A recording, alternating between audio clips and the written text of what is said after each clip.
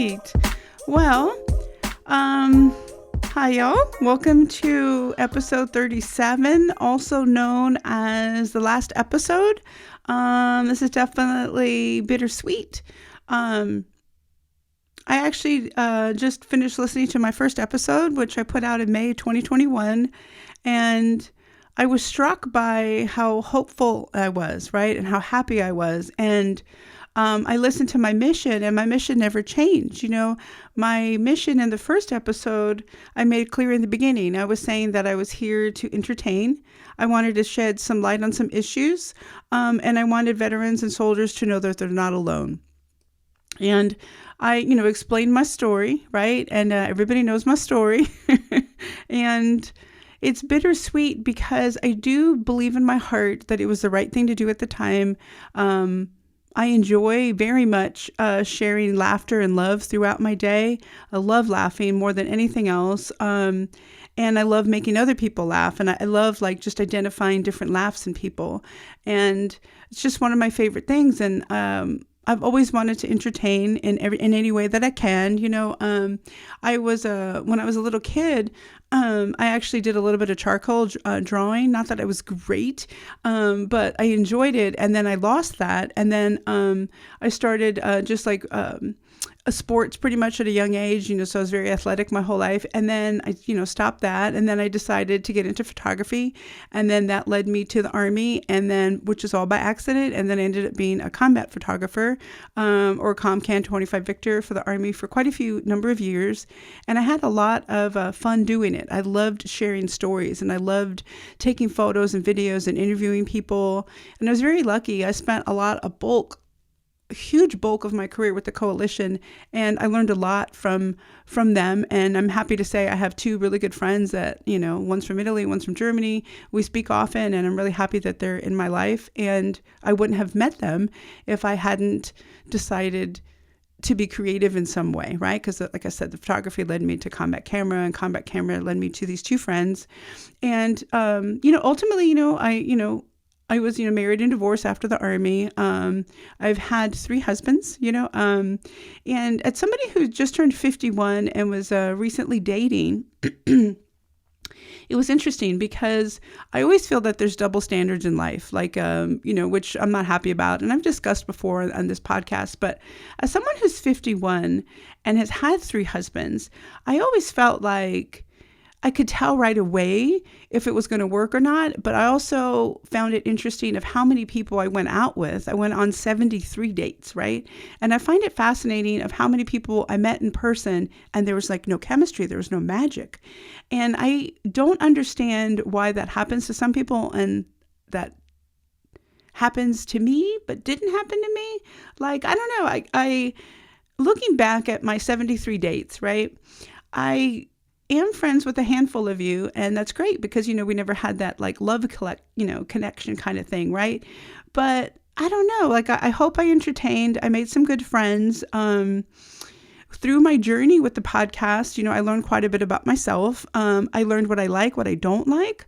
I learned what I want, and I learned what I don't want. And I also learned that putting this podcast together with the mission of entertaining and helping others, backfired for myself for a little bit. I love to make people laugh, right? So I started talking about things that would make people laugh, and it would help me get throughout my day on social media, Facebook specifically. And I realized that I was actually putting myself in a place where my possible dates didn't want to date me because there was, there was 2 guys in particular who were kind of like,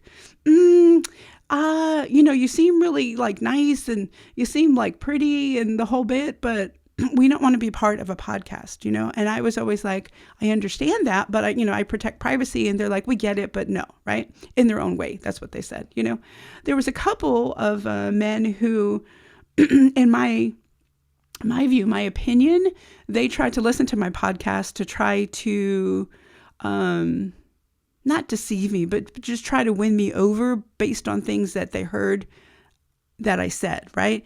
And I felt like I put myself in a place that I didn't want to be in. I was always safe. I was always comfortable. I'm 51. I'm really confident in myself. I'm really confident in my skin. But I definitely came to a point where I possibly was entertaining you, but I wasn't putting myself in a place where I would end up happy. And that was my goal, right? My goal, listening to the first episode, was I wanted to entertain. I wanted to shed light. I wanted people to know they're not alone. But in a way, I kind of put myself in a position where I would end up alone. So what I decided to do the last few weeks, this is why life is just so amazing. The last few weeks, I started thinking a lot about my podcast, and I was like, I just don't know if I want to continue the podcast because I don't feel like I'm getting anywhere. I was starting to get like negative feedback on my different social media posts, and it was some of it was myself, like I put myself out there, right? So if I put myself out there and I put my life out there, I can't be angry or upset if people give me negativity back, right? Anything you try to build that's positive, you're always going to get critiques, right? But I started getting too many jokes that were basically saying I was always sucking dick, I was always sleeping with people, and I was basically a whore, right? And none of those things are true. I've had sex with incredibly very few people in my life, which shocks a lot of people, but my relationships have been fairly long, right? So I'm only 51, like, fuck, I'm not going to have had sex with that many people. So those kinds of jokes are funny. I mean, I get it, like I started talking about dick on my social media because it was funny, right? And it kind of tied into my podcast, and it was like sassy and funny. And I do think that, unfortunately, I kind of painted myself in a corner, and it made me unhappy. And I don't feel like at 51, I don't feel like any of us should continue to do something if we don't get happiness from it, right? So this podcast is coming to an end, and I knew that it was going to come to an end because I was starting to get really unhappy with the negativity coming back to me, right? So what I had been thinking about doing was just a way to wrap it up. I knew the season was coming to an end, which I ended yesterday, which was season 5. And I was just like, how am I going to end this other than just be like, hey guys, I just don't feel like doing it anymore. So it was like on the back of my mind, this is why life is awesome. So as you know, CG and I broke up in September, and I wasn't expecting the breakup, and it made me really sad. And I didn't know what I wanted to do. And I also felt like, he was number 69. I didn't want to go on any more dates, and it's not like I wasn't having fun on the dates. Like I had fun going out. I love chatting with people. I love talking about, excuse me, I'm getting over a cold. Not COVID, I promise, just a cold. But I was just like, I love talking to people. I love like human interaction. I love the study of just storytelling. And I love just finding out why people do what they do, right? And then I love sharing people's stories, right? So as you know, I started college, and I fell in love with literature again, right? And I started writing a couple papers, talking to my professor, like offline, out of the classes. And I was just like, oh my God, I read this book. Did you read this book? And it was awesome because, as someone in college who was 50 at the time, I find college fucking fascinating. I'm taking it online because I'm still an Army recruiter. It's a course that's 8 weeks at a time. You get 3 credits. I fucking love it. Literature specifically, though, just was like kind of like a game changer for me. Like it just ignited my fire of creativity, and it made me realize that I love people who tell good stories, right? So I did a paper with Harper Lee, and she's fascinating to me. And, her book, To Kill a Mockingbird, turned into a movie that everybody loves. And I did a little bit of research on her life, and I find what she did awesome. She wrote the book, it was an instant hit, 1960. She won a Pulitzer, and she was kind of like, she never really wrote again, and she was kind of like, well, I told my story. You know what I mean? So she was like, I'm done, I mean, she lived a very, from what I can tell, happy life. And she did help other significant artists, when you get time, Google her. She's fucking amazing. But when I read To Kill a Mockingbird, I was kind of like, I kind of feel that way. Like, I was just like, not that my podcast by any means can be compared to Kill a Mockingbird or by any means up for a Pulitzer, but I felt like, I told my story. It's like I was divorced. I wanted to turn it around. I went on dates. Hopefully I made you guys laugh. I know for a fact I helped a few of you in the middle of the night, and I'm happy by that, because you were sad and you needed somebody, and I was there, and I'm very proud of that. But when I read about Harper Lee, I was kind of like, I kind of relate to that. I think I'm kind of done, So, this was the literature class, right? CG and I broke up in September. I was wrapping up this class in like October, November. And I also started, mostly because I was talking to my professor a lot, I started reading more about Ernest Hemingway. And with actually first date number 43 a while back on that weekend trip that we took, which was awesome, to the Keys, I actually went to Hemingway House. And I remember walking in the house and then looking at the wall of wives and these are cute little cats with the extra toes and the whole bit. And I remember thinking, God, this is awesome. I remember I used to like Ernest Hemingway when I was younger, right? And I was like forced to read him somewhat in high school. I was like, I remember like liking him. And I remember thinking, it was a fun weekend trip and I'm glad 43 and I went, but I remember thinking, I need to pick up a book. I need to like get back into it. And then life went on and it didn't happen. So in this class, after, we talked a little bit about Harper Lee and some other like amazing authors, I got back into Ernest Hemingway. And there's so many things about Hemingway that I liked a lot, about the way he lived his life and the way he wrote. But he is pretty famous for saying things like, you can't write about life until you live, And I kind of feel like, I feel that way too. Like, I feel like the podcast for me, I was out there living my life. I was happy with what I was doing, as far as the podcast, but the negativity was really starting to get to me. And I don't feel like any of us, as I said before, should continue anything if you don't get happiness from it anymore, right? One of the things I like about Hemingway is there's just so many things, like there's so many like great books, like God, I could go on and on about Hemingway, but the thing that I like about him the most is in his life, he was on a journey, right? And he was famous for saying things like, every man's life ends the same way. It's the details of how you live your life and how you die that distinguishes you from one another, right? And I love like things about him that he's written and said, and all of that, as I said, was kind of in my mind the last few weeks. I was like, or last few months rather, I was just like, I think I'm going to end this podcast. So this is October, November, my life goes on. I'm in college. I took a business class. I'm on the honor roll and I'm really proud of myself for that. And we're taking a little bit of a break, because of the holidays, and I start a next class soon, January 9th. But I was also thinking, I'm dating, I'm having difficulty in connecting to people. And I know for a fact that I can't connect because I still have feelings for CG, right? So when we broke up, we broke up. It was a clean cut. There was no text, there was no Facebook Messenger, we weren't even Facebook friends. There was just no connection. Like we were done. And I was really sad. And he broke up with me, and I never thought that we would get back together.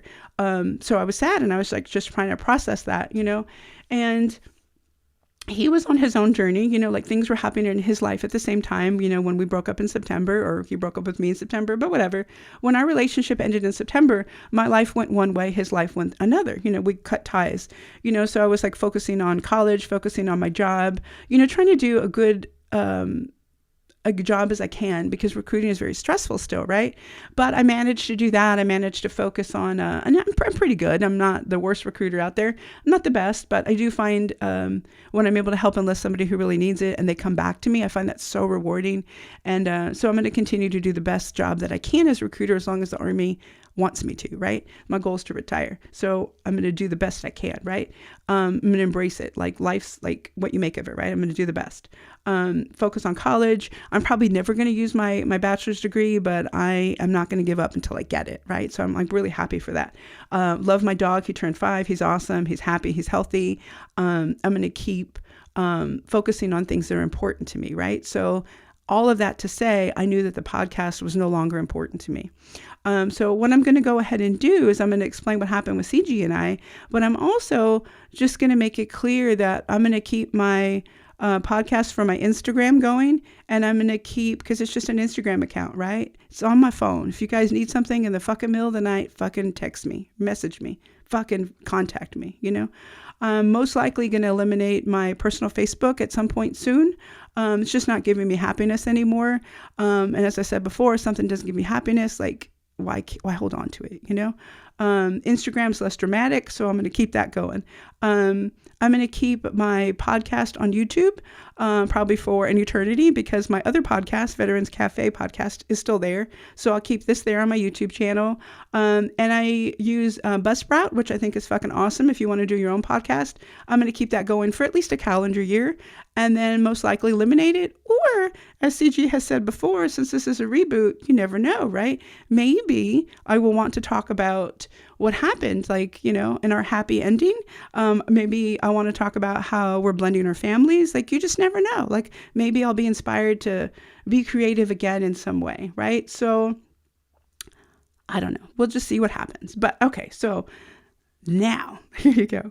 So it's so funny that this happened for so many reasons. But as I said, I was thinking about ending my podcast, thinking about ending social media. CG and I, as you know, went on an amazing fucking Hallmark movie first date, right? He and I met on social media, on Facebook specifically, I don't know, 11, 12 years ago-ish. Who knows, right? Exactly. But at least 10. But he was married, I was married, but we were both funny, right? And we were both obsessed with CrossFit. So we both became mutual friends, and mutual friends with a lot of people. He was just one of them that, I found directly from CrossFit. So it wasn't unusual for me to interact with people on my personal Facebook, right? Because, I think I'm funny, and I always like to just entertain and be entertained, right? So I was on it a lot, sharing memes, jokes, videos, a whole bit. So he and I connected, as you know, on social media. And then eventually I shot my shot in October of 2020. So October 2021, right? October 19th specifically, I was at home and I sent him a Facebook message, and I was basically flirting with him. And it took him a little bit to realize that I was flirting with him, because I'm not really good at flirting. Anyway, we became friends and we started chatting. We were already friends, but we started talking every day, and we started really long phone calls. And then we went on our first date, meeting in person for the first time, on Christmas, right? So that's why we always called it a Hallmark Christmas first date, because it's fucking awesome, right? So it was a great weekend. We got along really well. Not very many people, I think, could want to hang out with somebody and then not have that person be on their nerves, because we were together for 4 days straight, right? Which is pretty awesome if you think about it. Anyway, and we weren't tired of each other, and I know I was sad to leave. Anyway, so we went on our relationship. As you know, we saw each other as often as we could. It averaged once a month, sometimes more, sometimes less. Things were going great.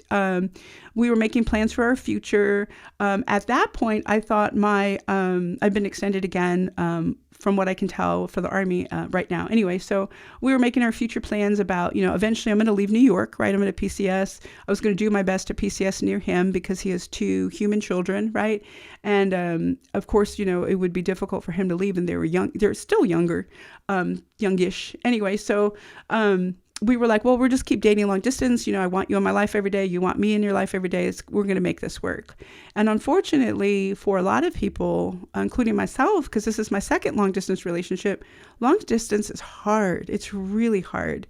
And especially because we got engaged and, we were making plans, but life gets in the way, I had surgery, and it was hard for him because he couldn't join me.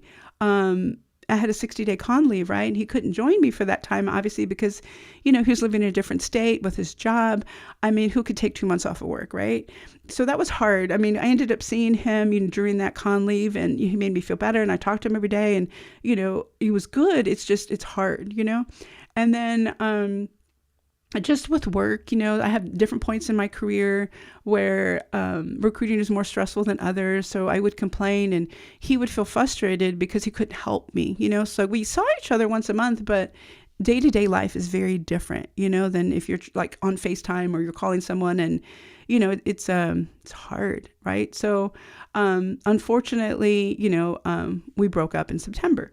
So as I said, life went on. He went one way, I went the other.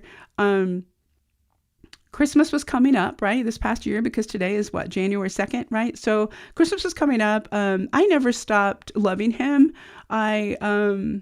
Most people probably would judge me for that, but I never stopped loving him. We disconnected on social media and in real life, that day when we broke up. And I'm proud to say that I never stopped loving him, but I didn't think it would work out. So I think I'm too proud sometimes, right? I never reached out, So I didn't Facebook stalk or anything like that because it would make me sad. In fact, actually, he went on a date, or he went on a few dates, and he took a couple of selfies with another female. And this is another reason I don't like social media. Somebody I don't even know sent me the photos one day, and it just killed my heart, because it's a selfie, right? So everybody looks happy, of course, but in my heart, I was just like, how could he move on so quickly? So it was really hard for me. So as I said, my life went one way, his life went the other. Everybody copes in different ways, like I would go out with people I couldn't connect. So I decided to stop dating, things happened in his life. He decided to stop dating. And then we got closer to Christmas of this year, right? So as I said, I didn't Facebook stalk. The only images I saw were the ones sent to me. And I was just like, gosh, life sucks, but it'll get better eventually. I was like, I'm going to keep focusing on school, keep focusing on work, my dog, boxing, which I love. And then life will be good, Tracy. And then, I talked to my mom quite a bit, and she was just like, maybe you'll meet the right person when you leave New York. I'm like, yeah, maybe, whatever. Life's fine. I'm totally okay. So, and as everybody says, when you're okay, when you're at peace, and when you realize that you don't need somebody in your life is when, bam, that fucking person shows up, right? Everybody says that. And I think it's true. And it's true in my case. So I was already adjusted to the fact that, life's good. I'm just going to go out with my friends, go out with my dog, live my life. I was happy. And December 23rd happened. And I got a Facebook message from CG, and I did like a triple take, right? Because I was just like, is that really, for one, I'm fucking blind, I wear contacts, but I was like, is that really him? And I looked again, I'm like, holy fuck, that is him. And he said something very sweet, and it was something to the effect of like, I wish we could go back in time, and I wish I could see you for Christmas this year versus last year. Something like that, I'm paraphrasing. And right, my professors would be proud. And I saw it, and it made my heart happy, but at the same time I was like, I don't know if I should do this, because who wants to get hurt again, right? So, and I had been pretty vocal on my social media. I mean, not nasty, but I had been pretty vocal, basically saying, yeah, we're not going to get back together. Like, the breakup was hurtful, and it's just not going to happen. So when I saw that, I was just kind of like, I don't know what I want to do. And I reached out to a friend of mine, and it was funny because, he answered right away, and he was like, literally, because I sent him a screenshot, and he was just like, oh my God, do not answer, do not answer, do not answer, like delete it, do not answer. And I thought about it, and I think about 7 hours later, I decided to just heart it, with a red heart emoji. And then I was like, fuck it, fuck it, right? You only live once. Obviously I still love him. I don't know what's going to happen, but fuck it, right? And we started speaking again, and we ultimately got back together, and we're making plans this time that are much more realistic for us and our relationship and our situation.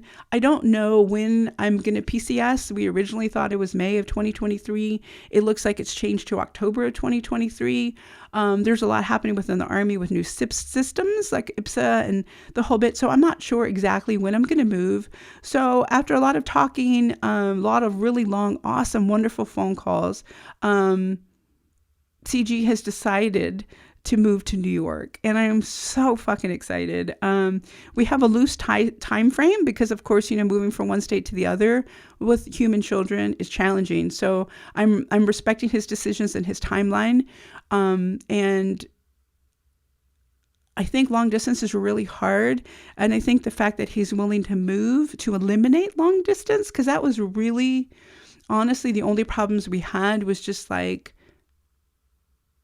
we just live so far apart. Like the day-to-day things were really hard, and it became hard over time. You know, as I said before, like if I have a bad day at work and I'm complaining to you on the phone, it's completely different than if I come home and you're there and you hand me a beer and you give me like a nice hug. Like it's totally different, you know, than if I call you and I'm like, motherfucker, I can't believe that, you know, it's totally different, right?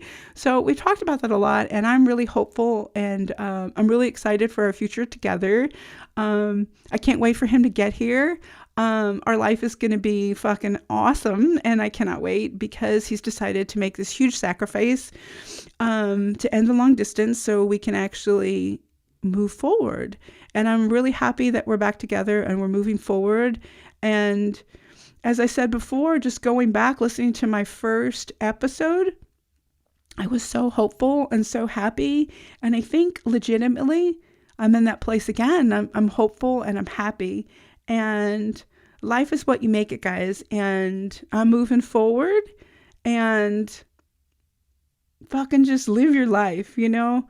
I don't know where I'm going to be. You don't know where you're going to be, but fuck it, live your life, you know? We're all broken in some ways, right? But being broken is what the light lets the light in, you know, like when you're broken, you have cracks, light comes in. And I was heartbroken, and love and light came in, and I wish the same for all of you. Bye.